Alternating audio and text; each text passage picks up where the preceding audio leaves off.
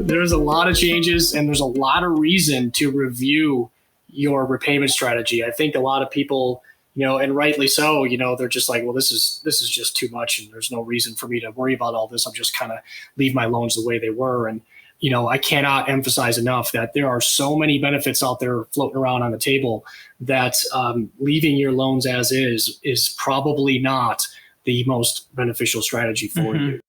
That is student debt expert and VIN Foundation board member, Dr. Tony Bartels, with Dr. Rebecca Mears. And this is the VIN Foundation's Veterinary Pulse podcast, special student debt series. I'm Jordan benShea, Executive Director of the VIN Foundation. Join me as I talk with veterinary colleagues about critical topics and share stories. Stories that connect us as humans, as animals, as a veterinary community. This podcast is made possible by individuals like you who donate to the VIN Foundation. Thank you. Please check the episode notes for bios, links, and information mentioned. We're back again with our VIN Foundation board member and student debt experts, Dr. Tony Bartels, and also joining us again is Dr. Rebecca Mears to talk about the latest in student loans. Welcome, Tony and Becca. Thanks, Jordan. Great to be back, I guess, again, since it seems like we keep getting new updates almost weekly, if not sooner. So I guess we have to continue to keep doing these to make sure everybody's aware of all the ongoing changes with student loans and repayment. Yeah, it seems that we're really powerful because all we need to do is schedule a webinar or a podcast, and then some sort of news will come out that will negate what we were just going to talk about and start all over spying. again. They must be spying on us. So we'll just keep doing these. We'll just keep scheduling things, and then we'll get news. Or maybe we schedule nothing, and there'll be no new news. I doubt that. Yeah, exactly. It is funny because I'm new to the team, and I keep asking Tony. I'm like, does this always change this much? Like, I feel like every time I start to kind of understand things, I'm like, wait, nope, just kidding. Right. Nope, don't get too comfortable. Yeah. All right. Well, let's dive right in. This episode, we are going to cover 6 topics. We are going to talk about what you need to know for current veterinary school students, for number 2, for those graduating in 2023. Number 3, what we're calling sort of the pandemic grads, those that have graduated in 2020, 2021, and 2022. All our other colleagues, those that graduated 2019 or previously. And then we will talk about the Supreme Court case and also about recertification. So those are the 6 things we're going to cover in this episode. As always, notes and things that we mention will be in the episode notes, all the helpful links and information. So be sure to check those out. And let's start with number 1. What do currently enrolled veterinary school students need to know now, and what do they need to do now? Well, the students, I'd say, are probably have the easiest homework, if you will, from the recent changes, and that's just to be excited that no interest is accruing on their student. Yeah, just be excited that no interest is accruing on your student loans for at least, I guess the first half of 2023. We'll find out exactly how long that extension will last once we have a decision on the cancellation benefits. So in the past, the pandemic forbearance benefits really haven't been tied to anything in particular, but now since the cancellation benefits are kind of driving the education department guidance right now, until we have a resolution on that case, we're not going to have the end of the forbearance benefits, which is good and bad. I mean, it'd be great to know sooner rather than later if we could expect to receive some student loan cancellation benefits, but the longer it takes to work its way through the courts, the longer you're going to receive the interest benefit, which for students is extremely valuable. The longer that interest stays off, The less interest accrues during school when you can't really do anything about it, the less you'll have to manage when you reach repayment. So for now, know that it's important to stay up to date with the information, but this isn't something else that you need to add to your plate that you need to worry about currently until there's more information. Yeah, I would say that this is a great opportunity to really, build a budget, know exactly what your living expenses are as a student. You still want to borrow only what you need, but this also presents a unique opportunity to get your finances in order, right? So if you've been struggling with your living expenses and you're trying to not borrow, or you're actually taking on credit card debt, or you have other less flexible loans that you might consider paying off while you have access to some of these super flexible federal student loans.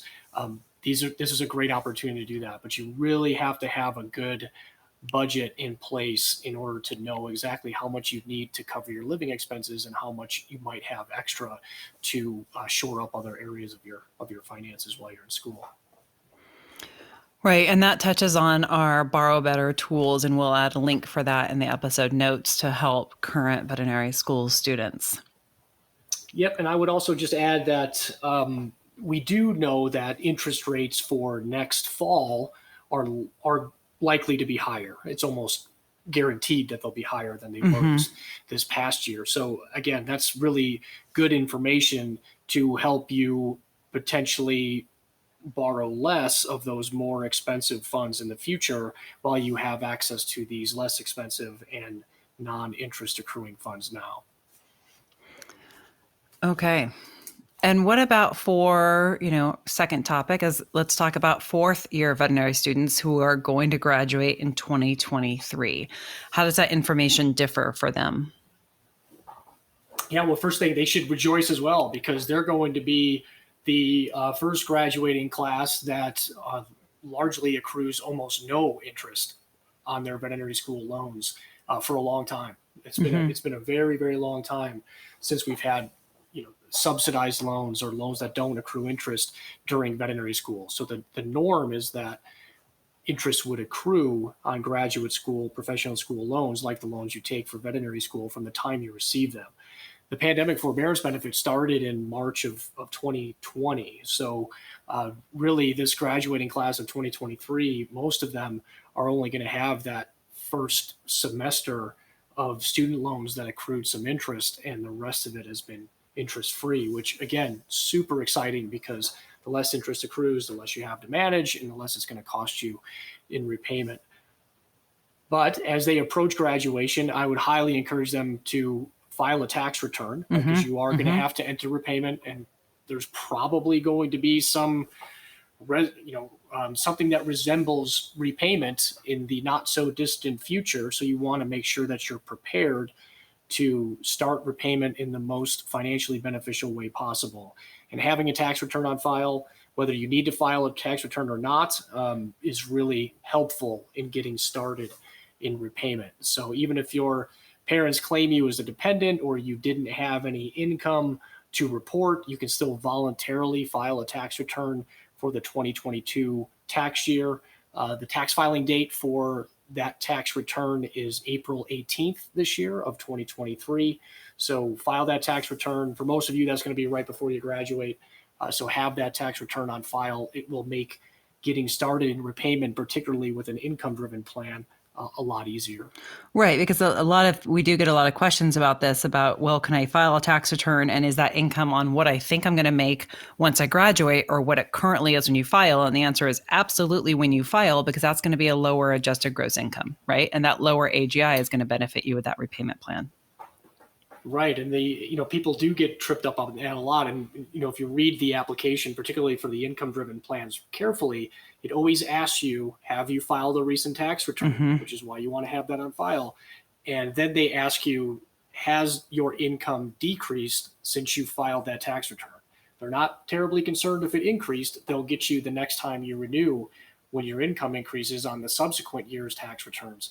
But if you have that recent tax return that shows almost no income, probably for most of you that are fourth year veterinary students, you can apply for an income-driven plan and secure a very low, if not zero, payment for the first 12 months, regardless of what you're doing after graduation.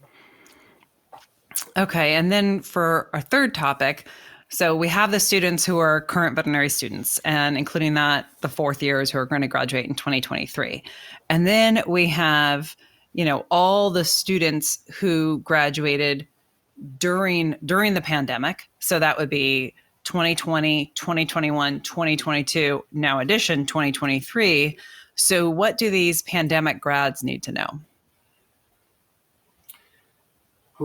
This is probably the most complicated, almost the most complicated of the groups. It depends on what you've done with your student loans since you've graduated. Most of you, at least just based on the ones that I've seen that have reached out for assistance, haven't done anything. Right? And because you haven't had to do anything, right? So you graduated, you didn't have any payments due, you had your grace period expired, your payments were still set to zero, the interest rates were still set to zero because of the pandemic forbearance benefits. But that's not ideal. You're thankfully, through a lot of other changes that have happened recently, you'll still get repayment credit, which will also count towards forgiveness, regardless of what you did with your student loans since graduation, even if you've done nothing. But you want to start thinking about what your repayment plan is going to look like after the pandemic forbearance benefits end, right? And again, probably will end sometime in 2023. It's just a matter of, will it be early, mid, or late of 2023? But you want to choose a repayment plan.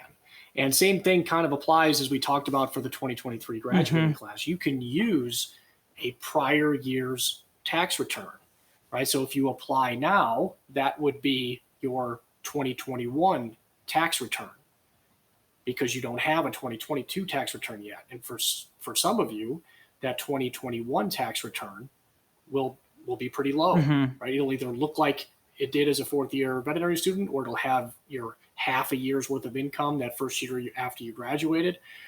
Or for some of you, it might be that first full year's worth of income that you generated during an entire working tax year, right? So you can use that most recently filed tax return to apply for something like an income-driven plan like pay-as-you-earn or revised pay-as-you-earn, and have that payment set for the next 12 months, including when repayment resumes after the forbearance benefits end. And we should also say that for 2023 graduates, we will be doing the new graduate playbook again, probably around May, that webinar, along with a checklist that will help those that are about to graduate. And we'll put a link for that in the episode notes as well. Yeah, and that one is going to be quite different than the previous ones, right? So I've been trying to prepare folks for the fact that, normally we could send you to prior year's new grad playbooks and you could get the gist of what you should be doing to get started in repayment. This year is going to be quite different, right? So what we've talked about in the past is really not going to be as applicable as the playbook that we're going to run this year for the 2023 graduating class, because there are changes beyond just the pandemic forbearance benefits and the cancellation benefits that are going to require us to talk about different strategies for getting started in repayment. So it'll be new this year, and we'll make sure to share that link so you guys can know where to go for updates and information on that. So, yeah, and some of that actually relates to the recommendations for this cohort we were just talking about, right? So the pandemic graduating classes. So I get a lot of questions from those folks who graduated in 2020, 2021, 2022 that haven't done anything with their student loans. And they reach out and they're like, well, should I still consolidate? I listen to the playbook and you guys talk about consolidating all the time. And at this point, the recommendation would be probably not. And that's because some of the changes that are going to take place in mid 2023 have also been extended to folks who graduated into the pandemic forbearance benefits and had that forbearance in place when their graduate school student loan grace periods ended. And the way that the guidance has been released is the interest that you may have accrued during school will not capitalize if you let your grace period expire and enter repayment. Right? But if you consolidate, then it will take that unpaid interest and capitalize it to your principal. And capitalization is essentially taking your unpaid interest, adding it to your principal. The higher your principal balance, the more interest you accrue during repayment. The more interest you accrue during repayment, the more you're going to pay. Right? So now we have to talk more about what do the details of your student loans look like? How much unpaid interest do you have? Do you have any loans that require you to consolidate so everything can get into the same repayment plan and qualify for forgiveness in the future if you need it? Or can we just choose a repayment plan to get you in repayment without triggering the unpaid interest capitalization so you can save a little bit of money during the course of repayment? Yeah, and as we get closer and once we know the actual date when things will start again, we'll do a webinar as well and more podcasts to give you guys all of that information. And as long as you're signed up to get updates, you'll get all the information about those webinars. One of the questions that we hear pretty commonly from those graduates that did graduate during the pandemic is about recertification for those that did, graduate, consolidate, choose an income-driven repayment. Has that changed at all, Tony? Is that something that those graduates need to be worried about, or what's the deal with that? Yeah, for those of you that have chosen a repayment plan, and particularly those that have chosen an income-driven repayment plan, that will have an annual recertification date, meaning you have to provide new documentation of your income to have that payment continue to be calculated based on your income. As part of the pandemic forbearance benefits, the renewal dates keep getting pushed into the future. Nobody is going to be required to provide any kind of income renewal documentation before July of 2023. And some of you, let's say you graduated in 2021, consolidated, and got a payment of zero for the first 12 months, it's likely that your renewal date would be sometime in 2024 at this point, because the way that the annual renewal window would have worked is that I graduated in 2021, I consolidated, I applied for an income-driven repayment plan. My new renewal date would have been, say May, June, July of 2022, which is already passed, which would get kicked into July of 2023, or even beyond that if your renewal date is still listed as something before July of 2023. If you do your what we call student loan physical exam, you obtain your student aid data file, upload it into the VIN Foundation My Student Loans tool, and you look for the anniversary date for your income-driven repayment plan. If it has a date from before July of 2023, then you can pretty much add a year to it until it gets beyond July of 2023. So that means those of you that graduated, consolidated, got a $0 payment for the first 12 months likely will continue to have that $0 payment for quite some time, right? At least till July 2023, maybe until early 2024. So make sure you're checking on that renewal date to see when you're next due to provide documentation. And for most of you, your incomes have probably increased since you graduated, and that's great, right? But your payment on your student loans won't increase until you actually are due to provide that updated income documentation, and it generates a payment that's higher than you were paying before. That's a good point, Becca. Thanks for bringing that up. And if we have colleagues who are listening who are not pandemic grads, so anyone like 2019 or prior that graduated from veterinary school in those years, what do they need to know? I would say it's similar, but we want to make sure, again, what repayment plan are you using? What life changes have you had since then that may necessitate a change in that repayment plan, but also checking on that renewal date to see exactly when you're due to provide updated income information. what might that updated income information be, and will it generate a payment that's higher or lower than what you're currently paying? If you're on track to reach forgiveness, are you planning for that forgiveness? Do you have a forgiveness planning fund, just in case you have to pay a tax when you reach student loan forgiveness? But I'd also encourage you to look into the one-time forgiveness count adjustment benefit. And this was one that kind of flew under the radar that was announced in April of 2022. But essentially, all repayment time counts as forgiveness time.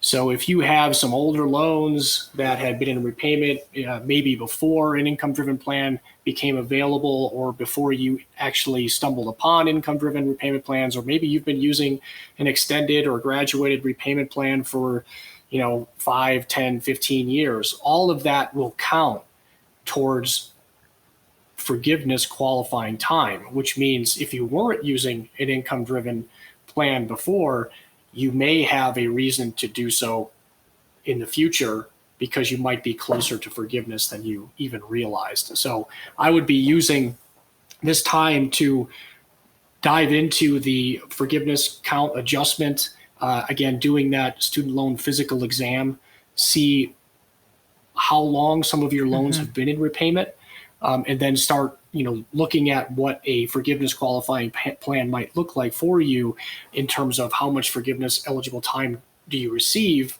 as part of this one-time forgiveness count adjustment that we should all get notified on as early as the end of this year, but ideally before mid of next year, and then see how much time we all have before we're due to reach student loan forgiveness.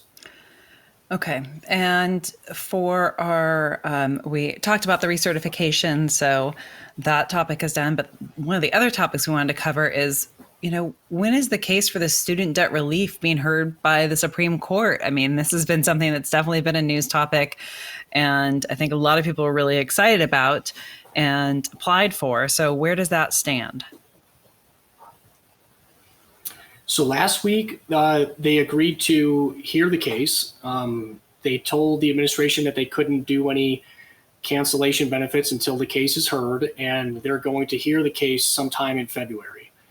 So February of 2023. So the earliest we would get any kind of decision would be after those arguments are made during that course case in February, but most likely that decision probably won't come down until later in the spring of 2023, when the Supreme Court tends to release all of their decisions for the cases that they're hearing for this term. So could be as early as February we get some kind of resolution, but most likely won't be until later in the spring of 2023.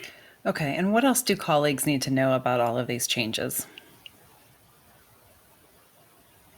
Yeah, that there's just been a lot of changes. But there's a lot of them. Just know there's a lot of them. There's a lot of changes, and there's a lot of reason to review your repayment strategy. I think a lot of people, and rightly so, they're just like, well, this is just too much, and there's no reason for me to worry about all this. I'm just kind of leave my loans the way they were. And I cannot emphasize enough that there are so many benefits out there floating around on the table that leaving your loans as is probably not the most beneficial strategy for you. So, make sure that you have a plan, that you reviewed it, and that the plan during the rest of the pandemic forbearance benefits makes sense, as well as what you're planning to do after the pandemic forbearance benefits end.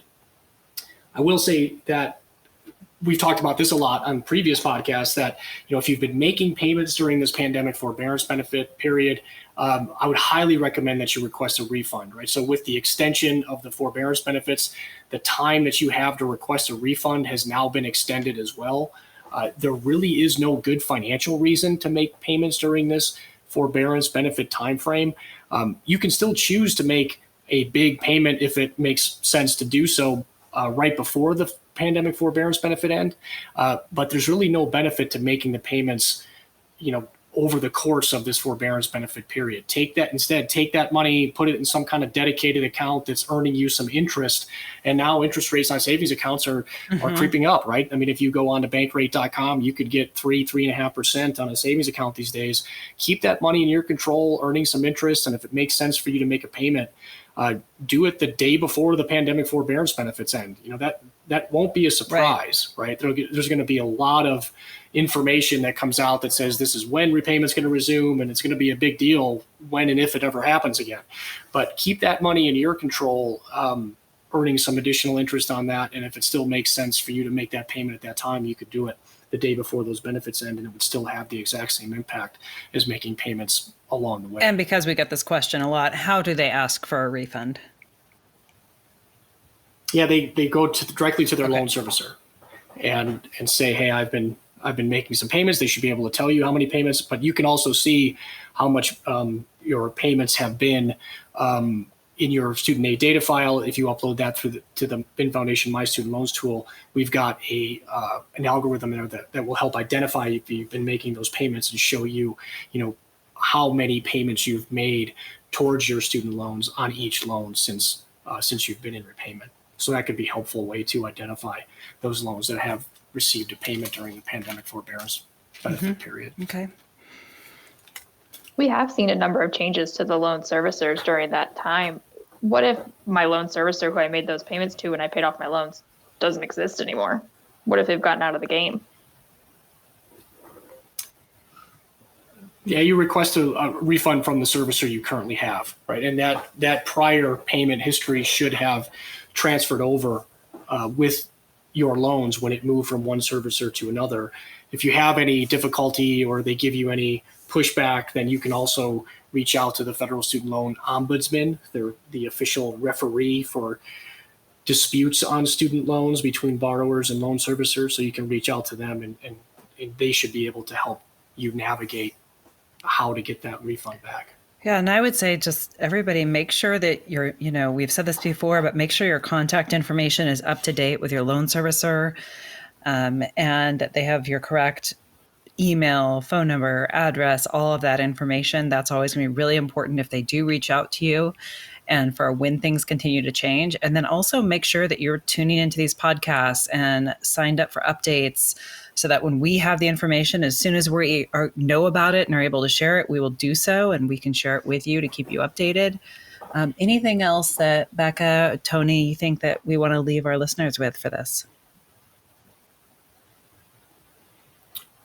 I would just kind of coming back to that one-time forgiveness count adjustment, that it is hard to overstate how beneficial that is.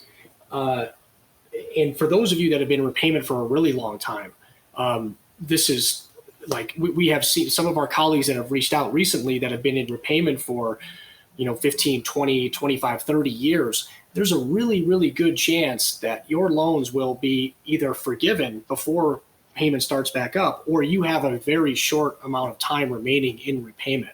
Right? But also what comes with that is some of the older borrowers have some older loans that aren't automatically eligible for those benefits. But if you consolidate, if you use a federal direct consolidation loan, you can still be eligible for this forgiveness count adjustment, even on prior repayment time. So all of that time you've spent in repayment, even on the loans before you consolidate, will be eligible towards forgiveness, even up to 3 years of forbearance and deferment time. So, I mean, I sound like a broken record when we have these discussions on the VIN and VIN Foundation student debt message board area, but people seem to be shocked that, my internship year, deferment year would count as a repayment year, and it does, and it would count towards forgiveness. And, some of you are either at 20 or 25 years of forgiveness qualifying time already, as long as you consolidate those loans into a direct consolidation loan before May 1st of 2023. You have to do that before May 1st in order to have your prior repayment time counted as forgiveness qualifying time. So there's really no downside to doing so. I haven't really seen any, there's been hardly any reason not to consolidate, but if you're confused and you want to talk through that, then please come and visit us over on the the special student debt message board area where we provide our colleagues that personalized assistance. Yeah, and just to echo what Tony was saying earlier, with the $0 payments and 0% interest that's been going on for the last couple of years, I feel like it's been really easy to kind of stick your head in the sand about your student loans, right? And just not pay attention. And there's so many changes that are happening right now, and it just feels over your head. But there's never really been a better time to re-engage with your student loans and your repayment strategy. With as many changes that are going on, there's probably benefits out there that you can take advantage of. And, we're here to help walk you through that and better understand what those options are. So definitely join us on the student debt message board area. Yeah, well, you hear us say it all the time, but we are here to help. So please reach out, and we'll put all that information in the episode notes.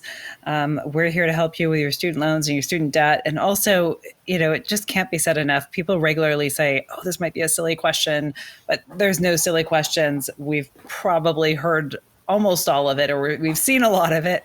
And we really mostly just encourage you to reach out because you're not alone through this process, and the whole team's here to help you at every step. Yeah, absolutely. Absolutely. All right. Thanks, guys. Thank you, Tony. Thank you, Becca. Thank you, Jordan. Thank you, Jordan. Yeah. Thank you for joining us for this episode of the Veterinary Pulse. Please check the episode notes for additional information referenced in the podcast. If you enjoyed this podcast, please follow, subscribe, and share a review. We welcome feedback and hope you will tune in again. You can find out more about the VIN Foundation through our website, vinfoundation.org, and our social media channels. Thank you for being here. Be well.